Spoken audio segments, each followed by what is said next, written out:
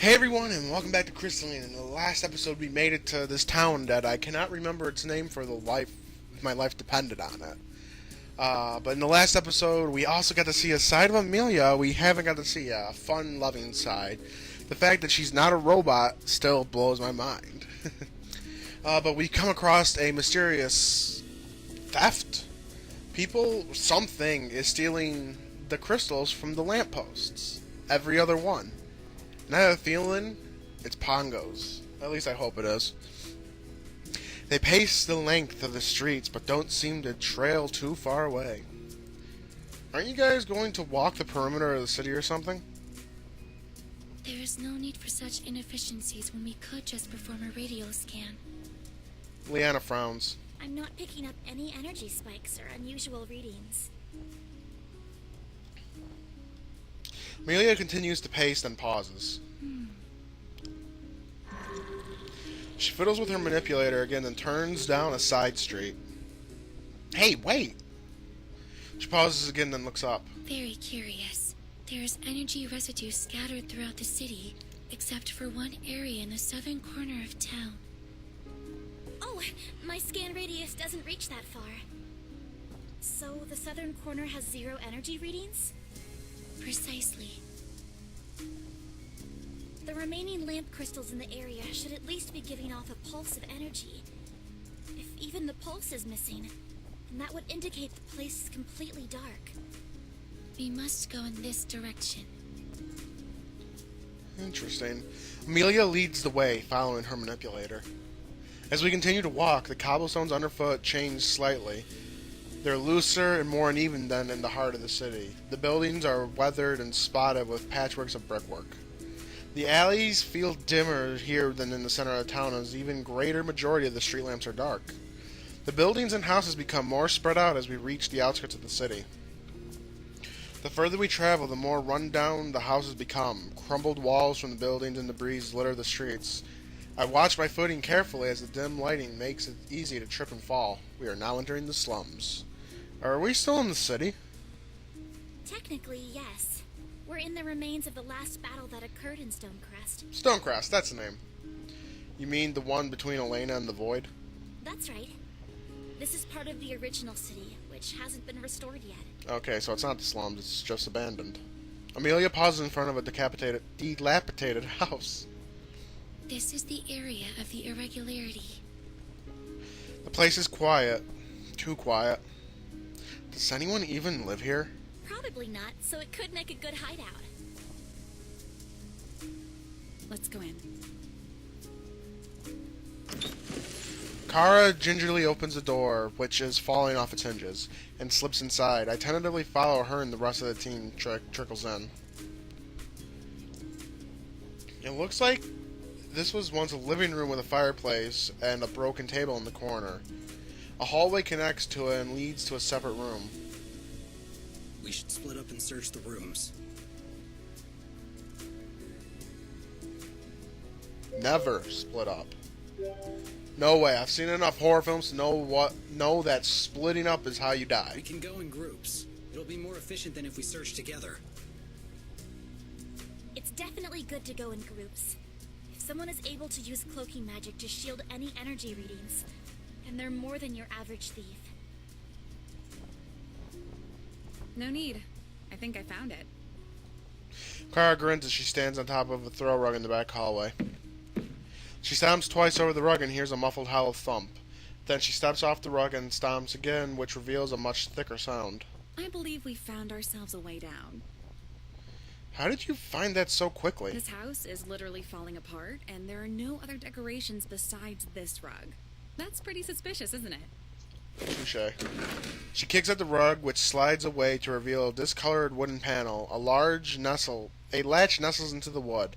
Zack pulls on the latch and the door swings upward. We peek inside and a handful of young faces stare back at us. Their hair is matted and dirt streaks their cheeks. Once the surprise wears off, they pull back from the entrance and retreat further into the basement. Foregoing the ladder, Zack jumps into the basement. Liana follows him down and, unlike Zack, lands lightly and gracefully on her feet. That must be her magic at use. Amelia takes the ladder down and does as does Kara, who jumps off once she's close to the ground. Better safe than sorry. Yeah, I'm pretty sure landing wrong on my ankle going down be the biggest buzzkill. I better play it safe and take the ladder down. The rest of the team is all ready. I'm going to save it. This is getting really choppy. Not even 5 minutes in, we're already saving. The rest of the team already has a children corner besides a glowing pile of crystals. I count 5 of them as huddled together. Zack stands with his arms crossed, blocking the kids from trying to run. Kara stands beside him, using her usual grin replaced with a grim expression. Amelia inspects the crystals while Liana kneels by the kids. I can confirm that these are the crystals we are looking for. Where did you get these crystals? The children look uncomfortable amongst each other. You don't have to be afraid. I'm a mage knight, see? I'm here to help. She gives a soft smile as she shows them her insignia. Some of the younger kids hang their heads, but an older boy straightens up and puts on a defiant scowl. We didn't do anything wrong. We did exactly what the man said. What man? He clenches his jaw and refuses to speak. Please, let me help you. As the kids refuse to talk, Liana looks helplessly back at us. Kara gently pulls Liana to her feet and leads her away. These kids are obviously alone and afraid. They're not going to talk to the guards. I'm not a guard. To them, you may as well be.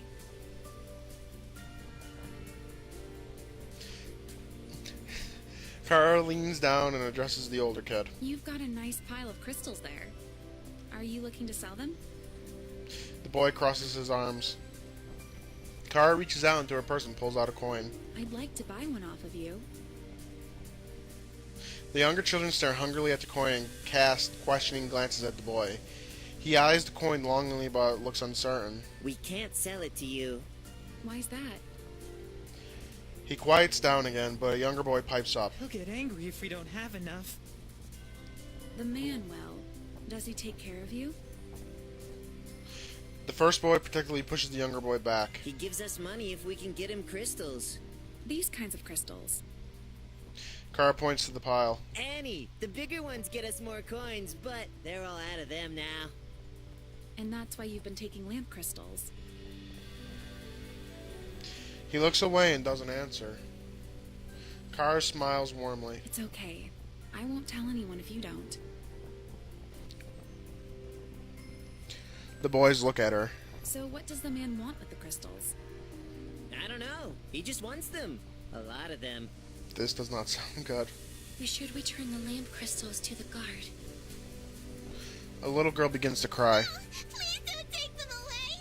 The man's coming back soon, and he'll get angry if we don't have them.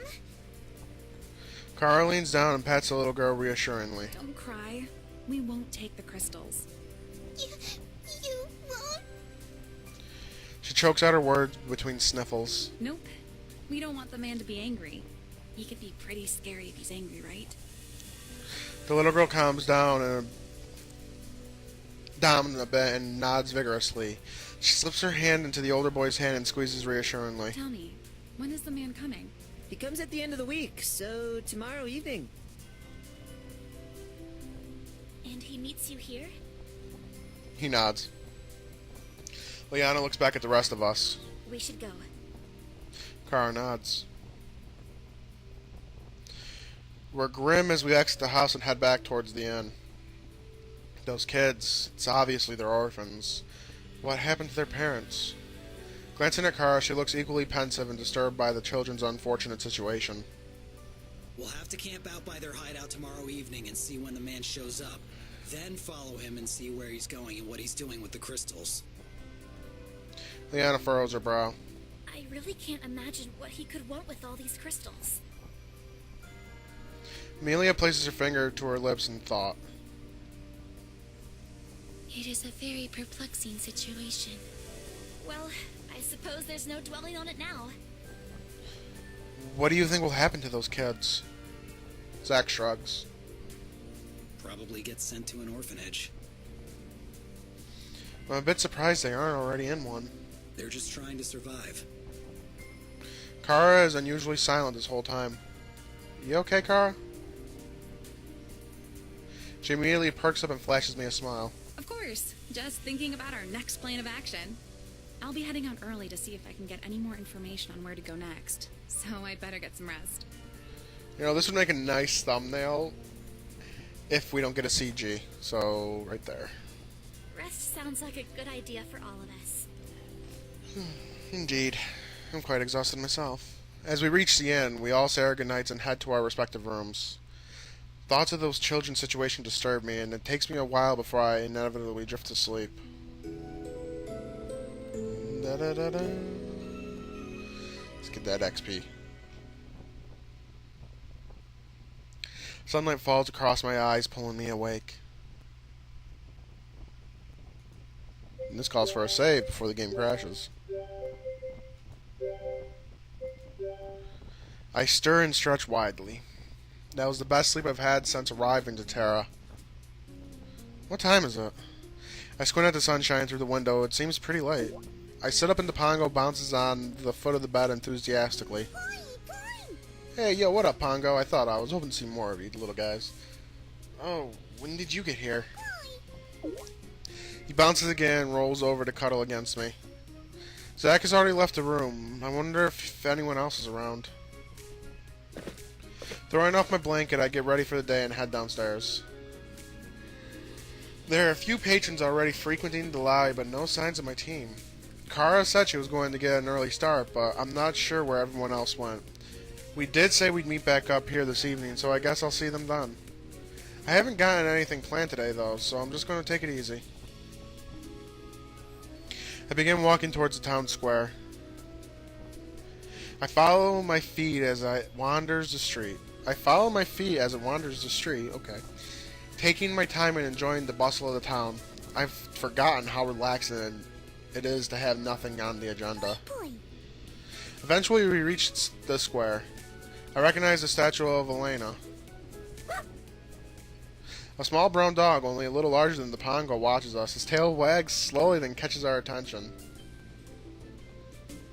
Bork, bork. Hey, dog! Are you lost? Dog wags his tail. I extend my hand as if curiously approaches. He gives me a few good exploratory sniffs. He barks excitedly. Good boy. His tongue lolls out and scratches behind his ear as I scratch behind his ears. Ah, the Pongo's jealous. The Pongo bounces angrily. The dog stares at the Pongo as if noticing him for the first time. The Pongo pouts and jumps even higher. The dog colors and whines. Pongo, what's up with you? I go to pet the dog, but the Pongo butts my hand away. Are you jealous? I reach out a hand and pat the Pongo, who seems to calm down slightly. The dog perks up as the Pongo relaxes. He wags his tail as he nuzzles the Pongo. They should have a CG for this. The Pongo bristles at the dog's touch and it scrambles back. He hops away, but the dog happily chases him. As the dog catches up, he licks the Pongo, who grimaces. Aw, he's playing with you. A little girl races over to the dog, who barks excitedly at her presence. She throws her arms around him and holds him close as he licks her face. I thought I lost you. Suddenly, she notices the Pongo and her eyes grow wide. Oh, you're so cute. What? Everybody loves Pongos. She gently pats the Pongo on the head, and his little frown melts into a smile. Boy. Are you lost too? Boy. He hops over to me. The girl looks me over, then smiles shyly. Hi. Hey, is that your dog? She nods. Thanks for finding him for me. Sometimes he's too fast and I can't catch him.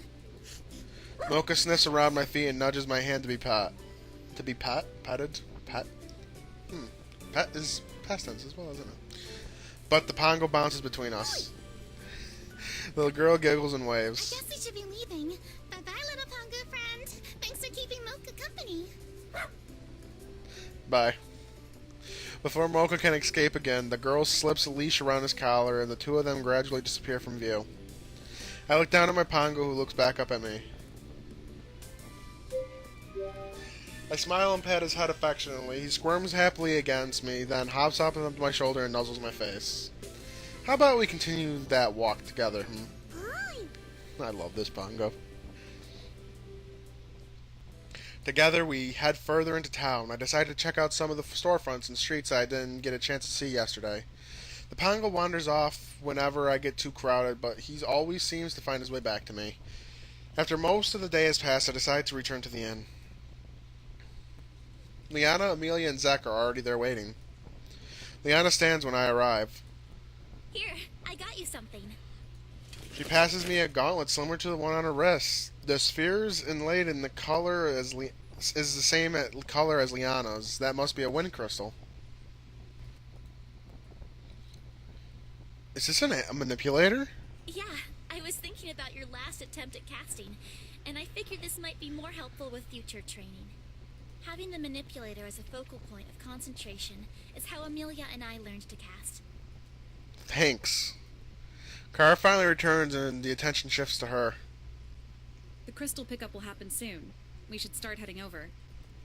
Liana nods. Once they complete the exchange, we should follow the guy to see if he leads us to their hideout. He might have other partners, so we should be on guard. I still can't think of why they'd want these crystals.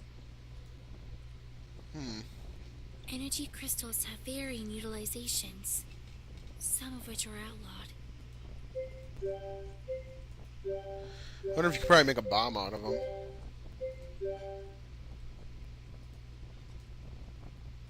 Kara seems a bit surprised, but Liana doesn't react to that. Thinking about what these outlawed utilizations could be makes me uneasy. We have our plan. Let's get started. We trace back to the ruins and find the abandoned house with the children. Instead of entering, we spread out around the perimeter to maximize visibility on anyone approaching. Kara and I stay close to the house and hide behind some fallen bricks. Our field of vision is limited, but we're close enough to overhear any conversations that take place inside. After we position ourselves, we wait.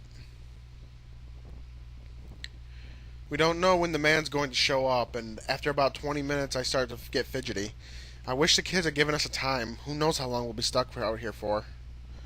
My legs are starting to cramp, but as I shift, Kara shoots me a warning glance, and I force myself to push through it. Finally, a man approaches. He looks to be in his 20s and surprisingly wears something that resembles a beanie on his head. Kara yanks my collar, so we duck down. She covers my mouth with her hand and puts a finger to her lips. Looks like our job is to listen in. The others will be our eyes. I hear a door creak, followed by the faint sounds of footsteps. Hey yo, you punks got my crystals or what? Wait a second. Really? Really?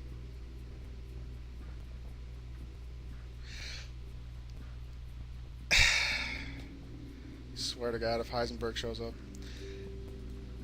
I listen for any extra footsteps, but it sounds like the man came solo. Here.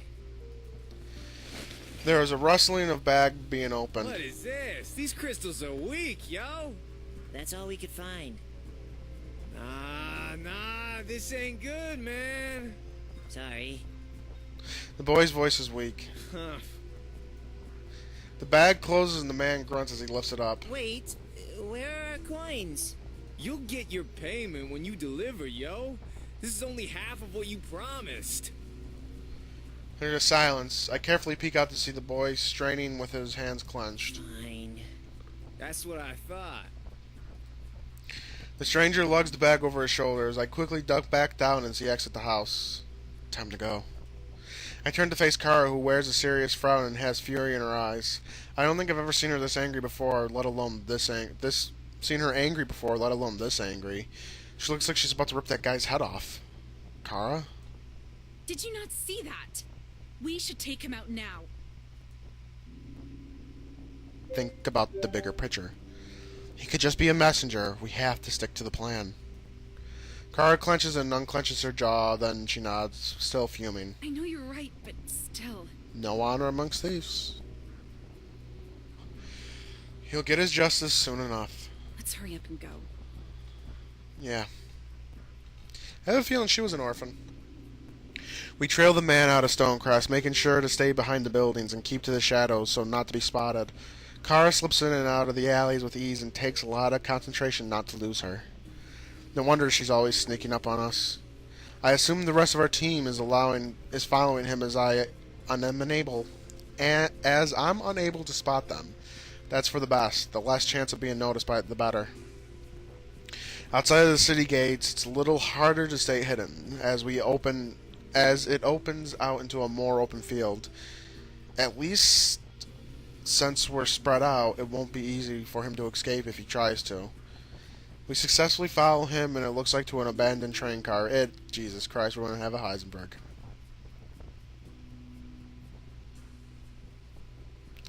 I wonder how many other pop culture references we're going to get in this game. There's some kind of dark smoke emitting from the top. The man pauses as we crouch lower behind the car as it looks around. He doesn't spot any of us as he enters the train. Kara puts her finger to his lips, and I nod. Staying low, we sneak towards the train. The windows are all blocked off, but we crouch below them anyways. I can hear muffled voices as we gently press our ear to the train. Yo, Mr. White! Yep. Jesse, how many times do I have to tell you to call me Heisenberg? It really... Okay, time out. Are we really ripping things off today? I appreciated the Professor Xavier thing. That was funny. But now we actually have Breaking Bad in this. And you don't even try to hide it? The man speaks softly, but his tone is strict and disapproving. My bad, but I got some crystals. They making good shit, though. Let's see. There aren't many, and they're pretty small. I don't think we'd be able to get much out of them anyway. It doesn't matter their size. Once we're done cooking them, they'll be exponentially more effective. I don't know, man. They're tiny. How does that even work? It's a simple matter of science. You serious? You can do something like that? Indeed. It's getting glitchy again, so quick save. I can't take this seriously right now. Yeah, Mr. White. Yeah, science. Heisenberg. Science, bitch! Oh, right. My bad, yo. I hear faint clanging of glassware. I wish I could see what's going on, what they're doing. A sharp snap cracks somewhere from behind me as well. What was that? I shift out of my position to look behind me and see an animal scampering away. I breathe a sigh of relief. I notice the absence of the noise in the train. What was that? Before I have a chance to get down, one of the windows swing open and I'm face to face with both of them. The younger man with the beanie, Jesse, stares at me with wild eyes. The second man is much older, maybe the age of his father, and fixes me with an inscrutable stare. He looks surprisingly normal, not like someone who'd get mixed up with something shady. No spoilers. Oh, it's been years. Jesse turns around and darts out the back exit. Run! Mr. White joins him as Kara and I sprint to the other side of the train. Thankfully, Liana and Zach are already there. Liana points her blade at them. Surrender and come with us peacefully. Jesse looks like he's about to bolt, but Zach lifts his discharger on him. I wouldn't move if I were you. Crap, what do we do? I don't like this. Why are you laughing at a time like this? Amelia stands a good distance away, her manipulator's glowing. After looking over the old man, she frowns. The branding of void. Oh. Quite the observation, young miss. Wait, what? You're a part of Void? So Void's an organization. Okay. Mr. White merely smiles. I didn't sign up for this! Don't be so naive. You think the crystals were just going to magically create more energy? Your intent was to perform shadow transmutation on the crystals to create tainted spheres. Again, he doesn't answer. It appears confrontation is imminent. Why don't we even up the odds? With a flash, Mr. White grabs two shadowy spheres from his belt, similar to the ones I saw in Raven Pass. He throws them to the ground and dark smog emits, curling in the air. Liana reacts first and blasts her wind magic to dissipate the smoke. In its place are two shadow creatures. Their warped appendages are nothing that I recognize in the long shadow claws come into a sharp point. This is the stuff of nightmares. They stand between us and Mr. White with Jesse cowering behind him. Shadow familiars? This is getting way too crazy for me. I'm out. Jesse breaks into a sprint. Kara immediately gives chase. I've got him. The two of them dash out of sight. Unfortunately, you disrupted my work, which means I have to start all over again. So, I'm going to get going. He channels his spell and starts to run. As he continues to chant the spell, shadows crawl up his legs, threatening to engulf him completely in shadows. We can't let him get away. Liana looks from the man to the familiars. As much as I want to go after him, our top priority is to defeat these shadow creatures. Indeed. Shadow familiars this close in proximity to a city can wreak havoc and incite widespread panic. They would know better than I, and I trust their instincts. I look back at Heisenberg being swallowed by by shadows. Once the shadows fade away, he disappears. Zack readies his discharger, a small smile on his face. Sounds like a challenge. My heart races as I draw my blade. This is getting crazy.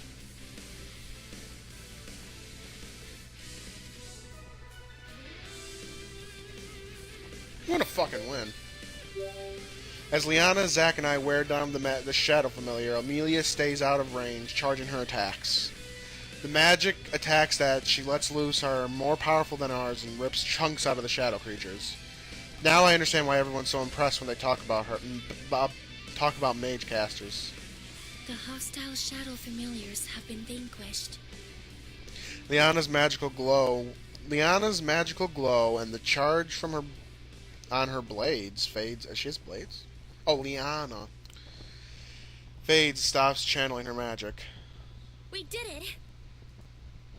I smile as I try to catch my breath. Looking to the ground, Liana, Zack, and Amelia look equally exhausted. They might have gone all out. This battle was no walk in the park, and there was only two shadow familiars to fight. Imagine if we had to face an army of them. I shiver at the thought. As we wind down and actually, no, I kind of like this as the thumbnail. I know there's no characters in it, but this just really works as the thumbnail. Zack looks over my way. Looks like some of that training is finally paying off.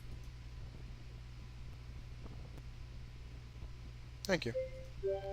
Thanks. I appreciate it. Hey!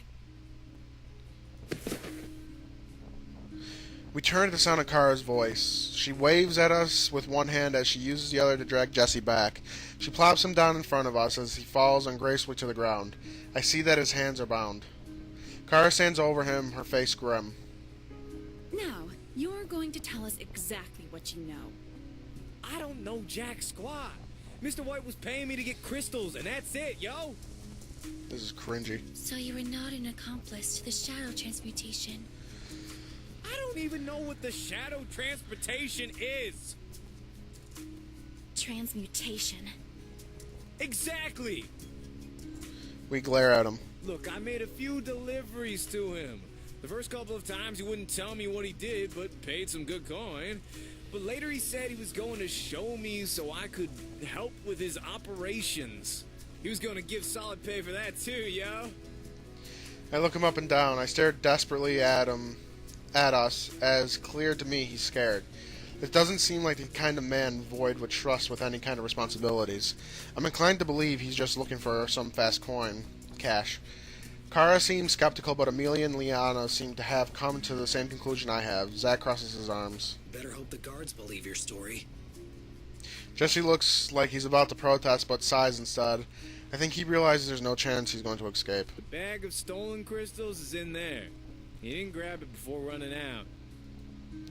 Liana enters the train and returns with a bulging bag. Let's go turn him into the guards. They'll take it from here.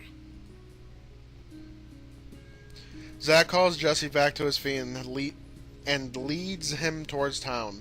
Luckily, it's late in the night, so very few people walk the streets. The few who do give us long stares as we pass.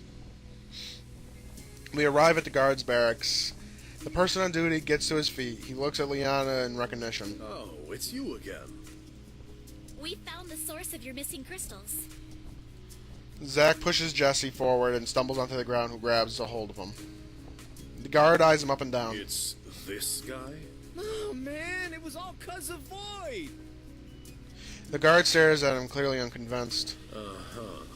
Maybe in lockup you'll have time to think up a better story. I'm telling you the truth, bitch. The guard frowns and passes Jesse off to another guard, who takes him into the back. Then the guards turn back to us. Hopefully you won't have any more issues. The guard grins and looks relieved. I can't thank you all enough. You have no idea how much of a thorn in my side this has all been. As promised, there's a reward for helping us catch the culprit. He proceeds a heavy satchel of gold, which hands over to us. Thanks again for all your help, and I hope you have a safe night. Thanks. We leave the guardhouse and equally divvy up the reward money. As everything settles down, the group decides to return to the inn. I'm glad we got to the bottom of things, but I can't help wonder that what will happen to those kids.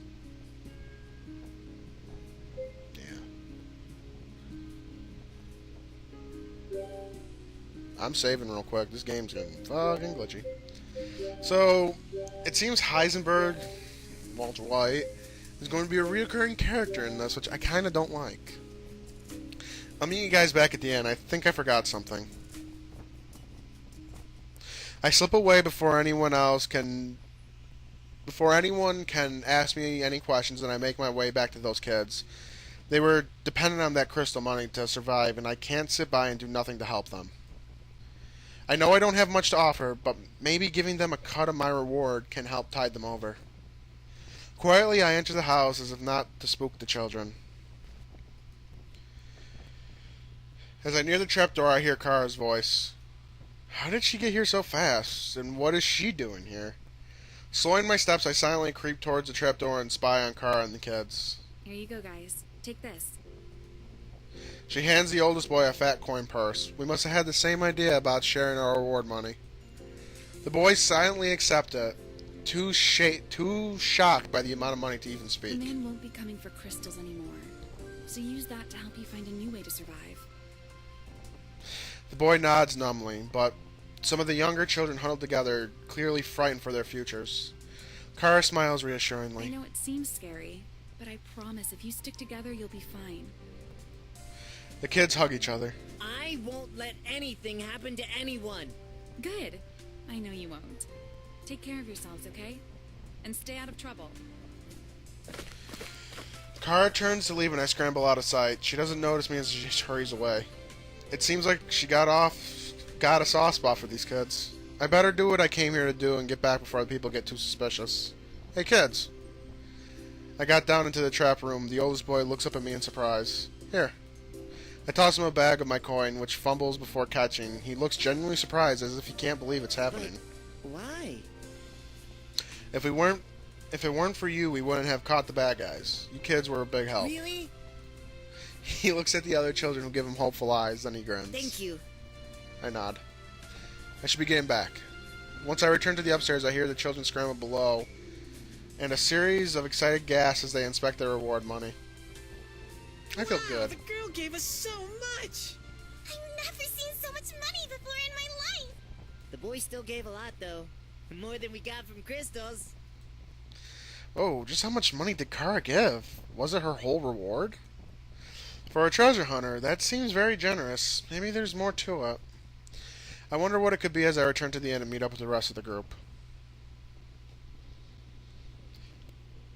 As I enter the inn, Liana looks around. Where's Kara? Kara's not back yet? But she left before me. I don't know. I thought she was following everyone back. I thought so too. Liana bites her lip and frowns her brow. I'm sure she'll be back soon. While we wait for Kara to return, we decide to grab something to eat. With all the excitement going on, we forgot about dinner. We get our orders and settle in. Zack and Liana dig in. Amelia, on the other hand, is quiet as she stares at her plate. Is she okay? Amelia? She looks up at me. Yes? Something wrong? She shakes her head. No. I was pondering about the lab at the Void Hideout, which was used to perform shadow transmutations.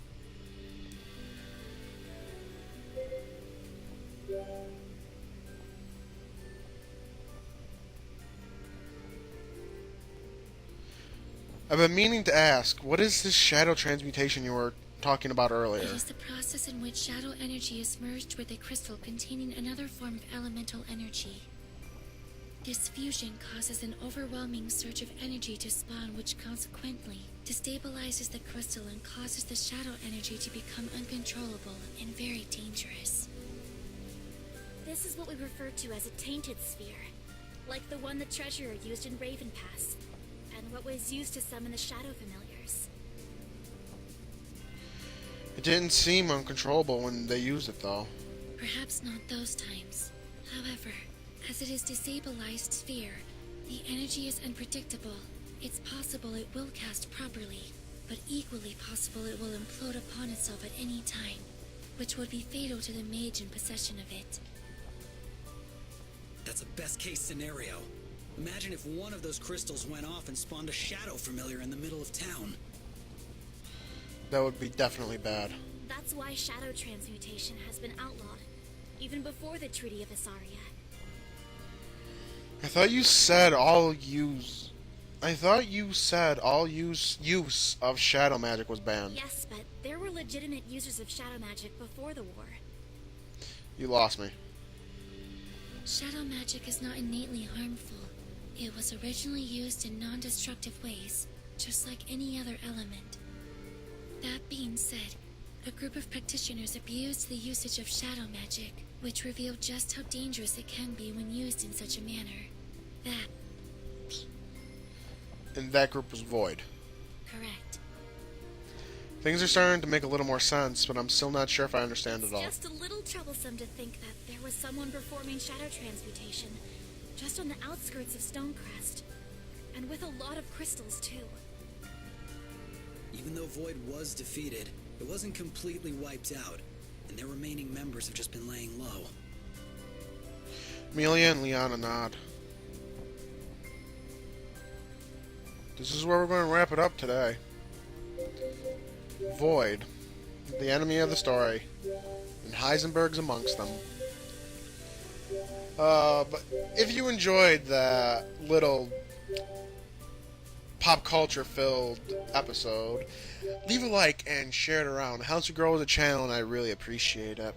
Become an Ember of the Phoenix today by subscribing to the channel and follow me on Twitter. By doing so, you'll never miss when a video goes live, and you'll know when I might be doing something special. The link to that is down in the description below and on the front page of my channel. And with all that said, this has been another episode of Crystalline. Thank you all for watching, and I'll see you all in the next one.